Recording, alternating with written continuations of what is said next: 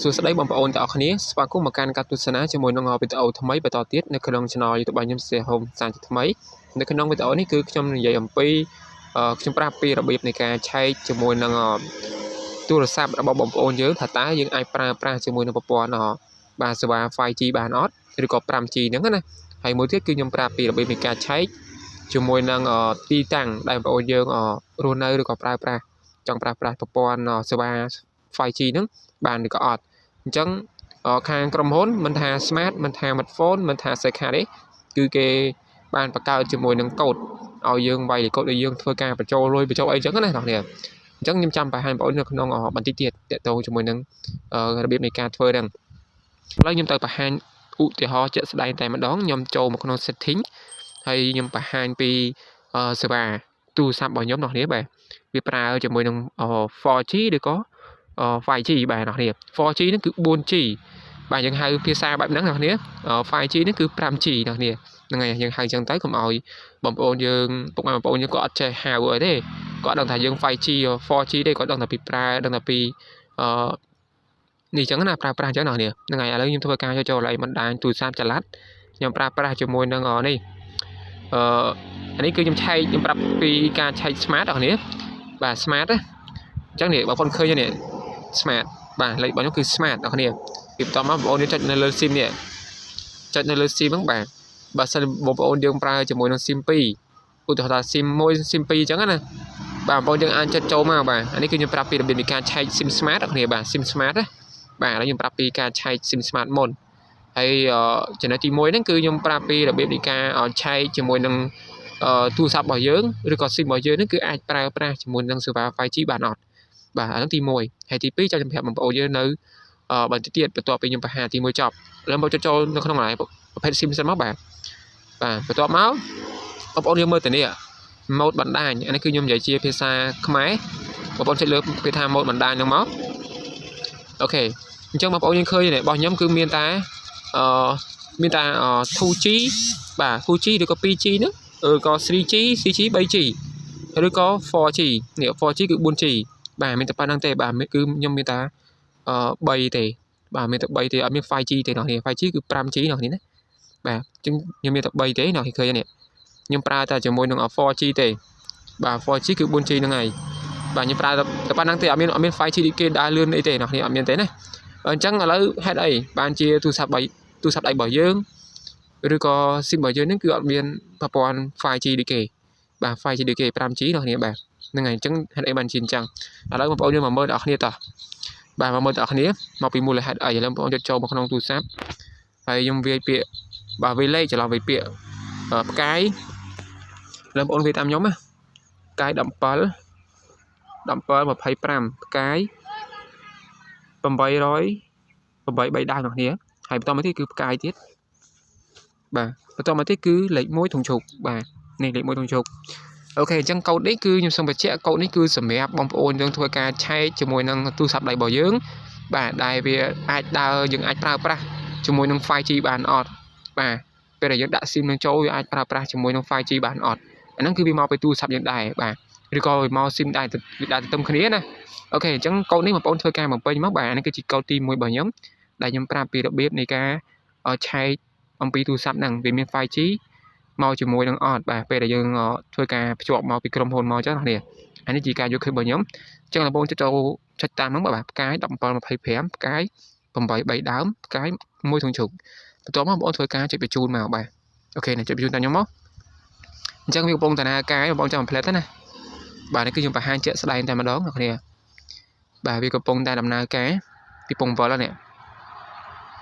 បាទចាំផ្លែតបាទតែហ្នឹងវាយូរដែរអ្នកគ្នាបាទវាកំពុងឆែកបាទនេះអញ្ចឹងបន្ទាប់មកបងប្អូនវាចេញមកតម្រងបែបនេះបងប្អូនធ្វើការចុចពីថាយកប្រមកពេលដាក់ថាអ្នកនឹងទទួលបានសារបញ្ជាក់ក្នុងពេលបន្តិចទៀតបាទនេះអញ្ចឹងបងប្អូនយើងអាចចុចសារលើខាងលើនេះបាទនេះសារលើខាងលើវាផ្ញើមកឲ្យយើងណាចុចលើនឹងមកអ្នកគ្នាអូខេនេះបាទអ្នកគ្នាចុចលើសារហ្នឹងមកអូខេនេះអញ្ចឹងបន្ទាប់មកបងប្អូនយើងឃើញនេះបាទនឹងឃើញនេះវាដាក់នេះបាទអានេះគឺខ្ញុំបានឆែកម្សិលមិញជាមួយនឹងទីតាំងនិង model របស់ខ្ញុំហ្នឹងបាទនេះពីរនេះណាអានេះគឺខ្ញុំឆែកម្សិលមិញបាទលេខ smart ហ្នឹងណាអ្នកគ្នាឆែកទៅប្រាប់យើងថាអញ្ចឹង ឥឡូវខ្ញុំមកបង្ហាញបងប្អូនយើងម្ដងទៀតអានេះគឺជាសារអំបញ្ញមិញនេះបាទអំបញ្ញមិញនេះសារអំបញ្ញមិញដែលវាបានផ្ញើមកឲ្យយើងមិញហ្នឹងបាទនេះបាទវាដាក់ថា model នៃឧបករណ៍របស់អ្នកគឺទូរស័ព្ទដៃរបស់ខ្ញុំហ្នឹងគឺ Mac នេះ Vivo 1915នេះហើយវាមិនអាចប្រើប្រាស់បណ្ដាញ 5G បានទេអ្នកគ្នាហ្នឹងហើយបាទចឹងបងឃើញណាអាហ្នឹងគឺជារបៀបនៃការឆែកយើងឆែកមើលពីឧបករណ៍របស់យើងឬក៏ទូរស័ព្ទដៃរបស់យើងហ្នឹងថាតើយើងអាចប្រើប្រាស់ជាមួយនឹង 5G បានដូចគេដូចឯងអត់បាទអ្នកគ្នាអញ្ចឹងវាមិនមែនមកពី SIM របស់យើងទិញពីមុនចាស់ឬក៏ទិញថ្មីទេអ្នកគ្នាបាទគឺវាមកពីទូរស័ព្ទដៃដែរបាទដោយសារទូរស័ព្ទដៃរបស់យើងគឺវាអត់មាន 5G ពីមុនពីក្រុមហ៊ុនមកអញ្ចឹងណាអញ្ចឹងយើងអាចដាក់ជាមួយនឹង SIM ដែលប្រើជាមួយនឹង 5G បានទេបាទអញ្ចឹងមកពីទូរស័ព្ទដៃរបស់យើងដែរអ្នកគ្នាណាហ្នឹងហើយអាហ្នឹងគឺជារបៀបទី1បាទគឺជាកូដទី1បាទអូខេឥឡូវយើងមកធ្វើការចូលមកក្នុងទី2បាទចូលមកទូរស័ព្ទដៃរបស់យើងវិញដែរបាទនេះបន្ទាប់បងប្អូនវាពាក្យដូចគ្នាបាទវាខុសតែកតុយបន្តិចទេបាទបងវាផ្កាយបាទអញ្ចឹងកូដនេះគឺរបស់វាបាយសិនមកបាទផ្កាយ17 25ផ្កាយ8 3ដើមផ្កាយ2ធុងជោគហ្នឹងហើយមិញអាលេខកូដទី1មិញគឺផ្កាយ17 25 8 3ដើមជាស្រ័យផ្កាយ17 25ផ្កាយ8 3ដើមផ្កាយ1ធុងជោគអាហ្នឹងគឺជាលេខកូដដែលយើងឆែកពីឧបករណ៍របស់យើងឬក៏ទូរស័ព្ទដៃរបស់យើងមានប្រព័ន្ធមានសេវា 5G ដែរអត់អញ្ចឹងណាអាហ្នឹងគឺជារបៀបនៃការឆែកអំបញ្ញមិញតែកូដទី2នេះអាហ្នឹងគឺជារបៀបនៃការឆែកអំពីទីតាំងបាទដែលយើងឈរឥឡូវនេះដែលយើងកំពុងប្រើប្រាស់ឥឡូវនេះថានៅតែណាបាទវាអាចប្រើជាមួយនឹង 5G បានអត់អញ្ចឹងណាហ្នឹងហើយហ្នឹងគឺជារបៀបរបស់វាបាទអូខេអញ្ចឹងឥឡូវតោះយើងធ្វើការចុចពីថាបញ្ជូននេះមកអានេះចុចលើបញ្ជូននេះមកគ្នាបាទហ្នឹងហើយអញ្ចឹងបងប្អូនចាំមកផ្លែទៅវាពងតនាការហើយទីទៀតវាលោតសារមកឲ្យយើងឡើយបាទវាលោតសារមកឲ្យយើងអញ្ចឹងបងប្អូនចាំមើលទាំងអស់គ្នាបាទចាំផ្លែទៅអ្នកគ្នាណាបាទវាកំពុងស្វែងរកហើយវាអូខេនេះបន្ទាប់មកបងប្អូនធ្វើការចុចពីថាយល់ Pro មកហើយបងប្អូនយើងចាំមកផ្លែទៅនេះវាលោតមកនេះបាទនេះសារវាលោតមកណាអញ្ចឹងបងប្អូនយើងអាចចុចលើសារហ្នឹងមកអូខេនេះអញ្ចឹងសារនេះគឺនៅខាងក្រោមគេនេះបងប្អូនគេដាក់ថាយើងគូសវងនេះមើលសិននេះគេដាក់ថាទីតាំងរបស់អ្នកមិនទាន់អាចប្រើប្រាស់បណ្ដាញ 5G បានទេ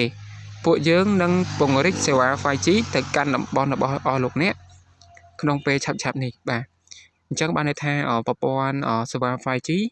គឺគេបានបើកហើយប៉ុន្តែគេបើកហ្នឹងគឺបើកឧទាហរណ៍ថាបើកនៅតាមទីក្រុងនៅតាមកន្លែងណាដែលមានសេវាច្រើនអញ្ចឹងណាប៉ុន្តែដូចជាយើងនៅតាមជនបទអញ្ចឹងដូចឥឡូវនេះគឺខ្ញុំជាក់ស្ដែងគឺខ្ញុំនៅតាមជនបទអញ្ចឹងសេវា 5G ប្រហែលជាអត់មានទេប៉ុន្តែបើសិនជាករណីបងប្អូនយើងនៅតាមជនបទមែនប៉ុន្តែទូរស័ព្ទដៃបងប្អូនយើងប្រើស៊េរីខ្ពស់ឧទាហរណ៍ថា iPhone ស៊េរីខ្ពស់ដូចជា Samsung ពួក 5G ណាបងប្អូនដែរឃើញហ្នឹងបាទ Samsung ឬក៏ពួកស៊េរីក្រោយៗនេះវាតែមាន 5G ហើយអញ្ចឹងបងប្អូនយើងអាចដាក់ SIM យើងទៅបងប្អូនយើងអាចសាកល្បងទៅក្រែងនេះវាបានជាមួយនឹង 5G អញ្ចឹងណាគ្នាហ្នឹងហើយអញ្ចឹងបងប្អូនយើងឃើញប៉ុណ្ណឹងណាបាទនេះគឺជារបៀបនៃការឆែកមាន2កូដហ្នឹងបាទមាន2កូដហ្នឹងអញ្ចឹងបងប្អូនយើងអាចសាកល្បងបានអ្នកគ្នាយល់វីដេអូនេះគឺវាខ្លីទេប៉ុន្តែខ្ញុំចង់បញ្យល់ឬក៏បង្ហាញបងប្អូនយើងឲ្យកាន់តែច្បាស់បាទតាក់ទងជាមួយនឹង2កូដហ្នឹងបាទមូលហេតុអីបានយើងខ្ញុំឃើញវីដេអូគេដែរខ្ញុំឆ្ងល់ដែរហេតុអីបានជាគេបើក 5G ប្រើបានប៉ុន្តែខ្ញុំបើកអត់បានដោយសារឥឡូវគឺខ្ញុំរកកលឹះឃើញហើយបាទដោយសារថាទី1គឺទូរស័ព្ទដៃរបស់ខ្ញុំ model ឧបករណ៍ទូរស័ព្ទដៃរបស់ខ្ញុំហ្នឹងគឺវាអត់មាន 5G ទេបាទវាអត់មានប្រព័ន្ធសេវា 5G ទេប៉ុន្តែទី2គឺទីតាំងរបស់ខ្ញុំហ្នឹងគឺអត់អាចប្រើជាមួយ 5G បានដោយសារតែគេតំបរិចបាទគេតំបរិចទៅដល់តំបន់ដូចតំបន់ដែលខ្ញុំនៅទេបាទជនបទទេអញ្ចឹងណានិយាយយ៉ាងទៅបាទអូខេអញ្ចឹងវីដេអូនេះមានតែប៉ុណ្្នឹងទេបាទអរគុណច្រើនចំពោះការតាមដានរបស់បងប្អូនយើងពីដើមដល់ចប់បាទមានតែប៉ុណ្្នឹងទេអរគុណច្រើនហើយបើសិនជាបងប្អូនយើងចង់បានវីដេអូថ្មីបន្តទៀតអាប់ដេតបែបនេះបងប្អូនយើងអាចធ្វើការចុចនៅលើពាក្យថា Subscribe និងបើកសញ្ញាកណ្ដឹងពាក្យថាទាំងអស់ផងដើម្បីបានវីដេអូថ្មីពីខ្ញុំបន្តទៀតអ្នកនាងខ្ញុំនៅបង្ហាញជាមួយនឹងវីដេអូក្រោយទាក់ទងជាមួយនឹងប្រព័ន្ធ